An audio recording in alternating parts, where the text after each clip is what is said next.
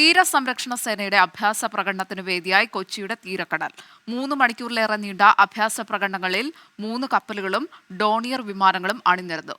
48ാമത് coast guard ദിനാഘോഷത്തിന് മുന്നോടിയായിട്ടായിരുന്നു പ്രകടനം.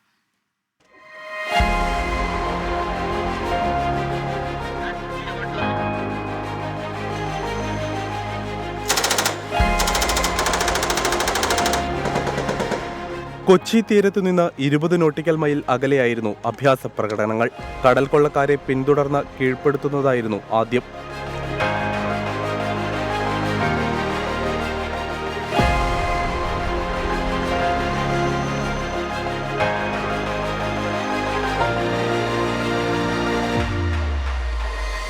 Governor Arif Muhammad Khan മുഖ്യാതിഥിയായി.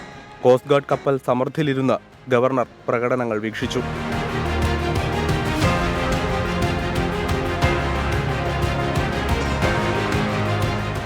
On this ship Samad, and I would like to express my gratitude to Shri and Ravi for the invitation.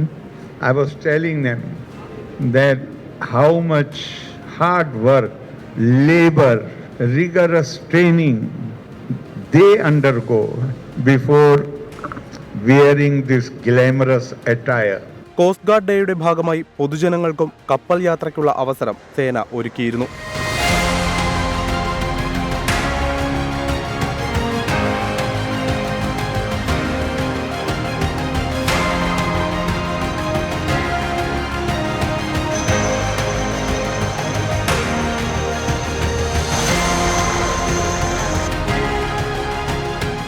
അക്ഷരാർത്ഥത്തിൽ തീരസംരക്ഷണ സേനയുടെ കരുത്ത് വിളിച്ചറിയിക്കുന്നതായിരുന്നു ആഴക്കടലിലെ ഈ അഭ്യാസ പ്രകടനങ്ങൾ. ക്യാമറമാൻ അലോഷിക്കൊപ്പം രാഹുൽ വിജയൻ, 24 കൊച്ചി.